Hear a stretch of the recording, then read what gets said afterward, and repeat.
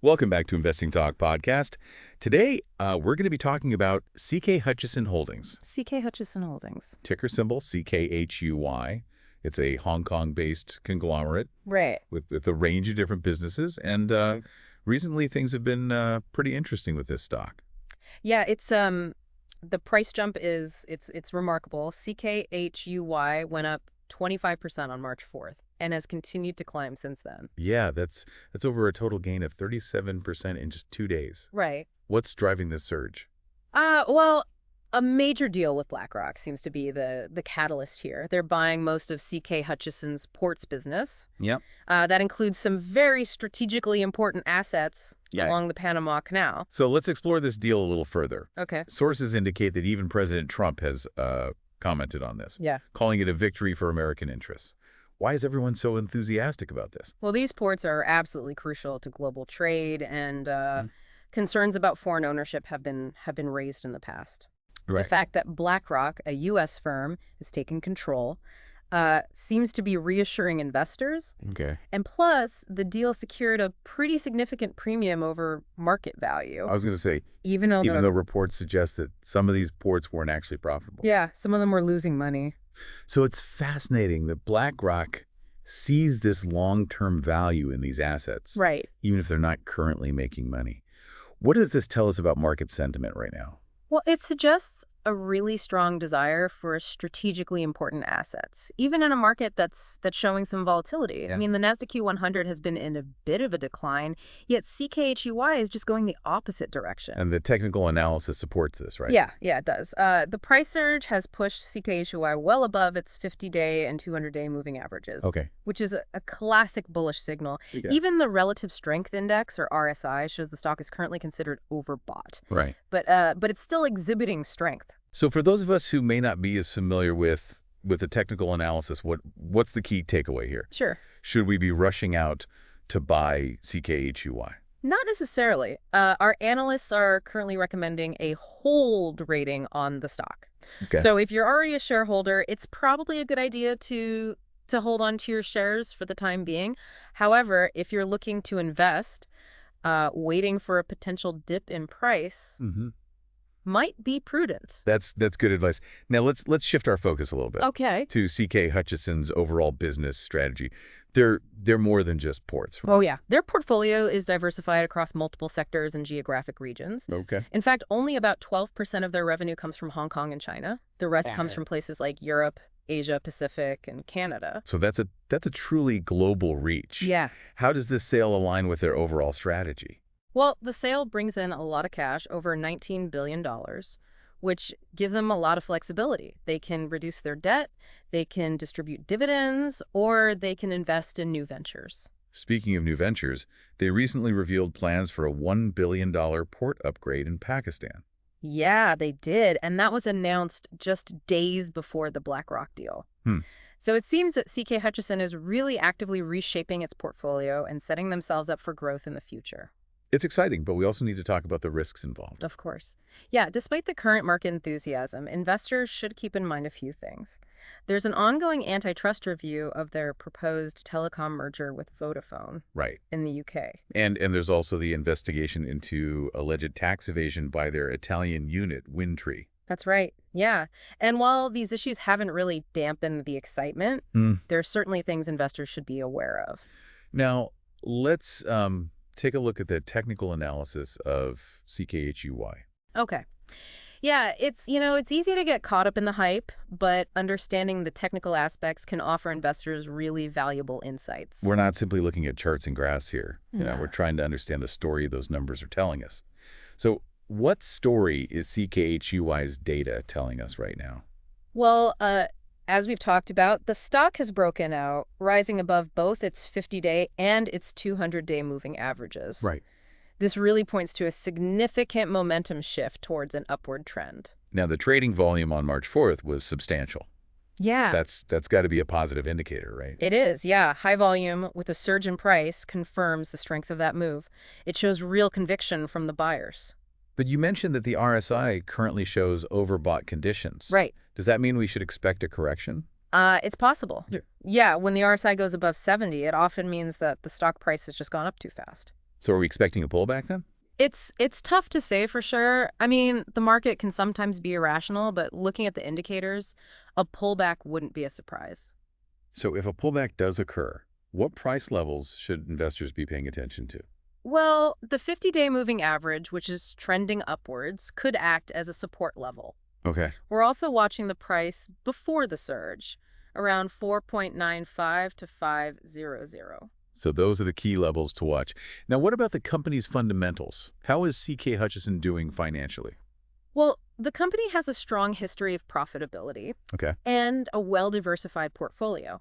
The port sale will bring in a lot of cash, which they can use to improve their balance sheet or pursue new investments. Their recent earnings reports look pretty good too. Yeah, their revenue has been growing steadily, and the money from the port sale is only going to add to that.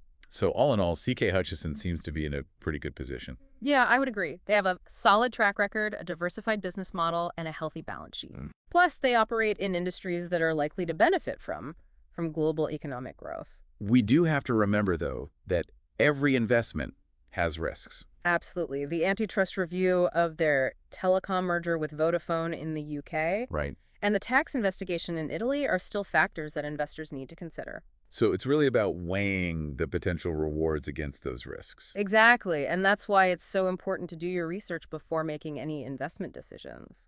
So what should investors be keeping an eye on in the coming weeks and months? Well, first, we need to see how the market reacts to the port sale. Mm-hmm.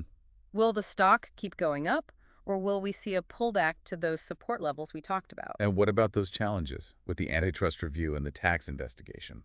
Any news on those fronts could definitely affect the stock price. So there's quite a bit of uncertainty surrounding CKHUY at the moment. There is, but uncertainty isn't always a bad thing. Sometimes it creates opportunities. So for investors who are comfortable with some risk, CKHUY could be worth a closer look. Yeah, I would agree.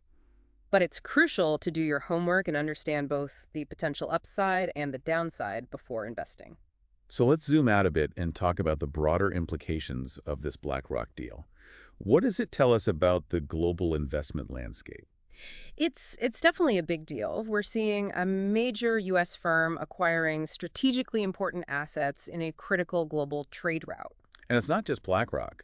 We've seen a growing trend of sovereign wealth funds and private equity firms putting money into infrastructure all over the world. That's right. These investors are looking for long-term, stable returns, and infrastructure often fits the bill. And in a world with so much geopolitical uncertainty, owning vital infrastructure can be a real strategic advantage. Yeah, it's not just about financial returns. It's about control and influence. So what does all of this mean for everyday investors? Should they be worried about this trend? I don't think so. In fact, it could actually create opportunities. When these big investors pour money into infrastructure, it can lead to innovation and job creation. Right, and it could also boost the value of existing infrastructure assets, which is good news for people who own those assets. Exactly. So while there are risks to keep in mind, the growing investment in infrastructure is something to watch closely. Now let's bring it back to CK Hutchison and their overall strategy. Selling those ports was a big move. It was. What do you think their next steps will be?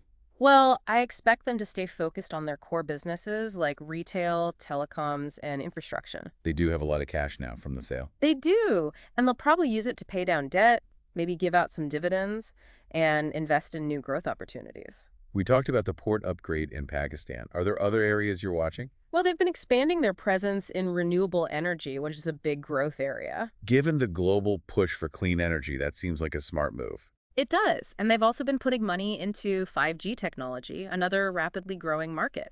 So it looks like they're positioning themselves to benefit from some major global trends. They are. With their diverse portfolio and strong financial position, they're well equipped to handle the challenges and take advantage of the opportunities that come their way. It's been a really interesting discussion. It has. We covered so much, from the specifics of the BlackRock deal to the wider trends shaping global investment. It's been a pleasure. I hope our listeners have found this information useful. That's a really important point. You know, infrastructure investments, they seem stable, but they're not without their own kind of complexities. So for those listeners who are interested in maybe looking into this a little bit more, what are some key things to consider? Well, infrastructure projects, they often have a very long time horizon. Okay. You know, it can take years or even decades Wow. to see a return on your investment. That's a lot different than what people are used to these days in the markets. It is. Yeah, patience is definitely key with infrastructure. Okay. And plus, these projects can run into regulatory hurdles, political risks, even unexpected things like natural disasters. So it's not just about picking the right project, it's about understanding everything that goes on around it. Exactly. Yeah, investors need to look at things like the political stability of the region, the regulations, the potential environmental and social impact. Those are all things that can really make or break a project. Absolutely. And we can't forget the financial risks. Infrastructure projects often need a lot of upfront investment, Hmm. and they rely a lot on borrowing money, so they can be very sensitive to changes in interest rates. So while the potential rewards can be big, it's important to go into this knowing the risks. I totally agree. It's all about making smart decisions based on, your risk tolerance and your long-term goals. That's great advice. We've talked about it a lot today, from CK Hutchison to the bigger trends that are affecting global investment. Any final thoughts before we wrap up? I think the big thing to remember is that the investment world is always changing. Right. Staying informed, being flexible, and understanding both the opportunities and the risks out there Hmm. are crucial for being successful in any market. Very well said. We want to thank you for joining us on Investing Talk podcast. Be sure to subscribe, like, and leave us a comment below. We appreciate your continued support. We'll be back soon with another episode. Until then, happy investing.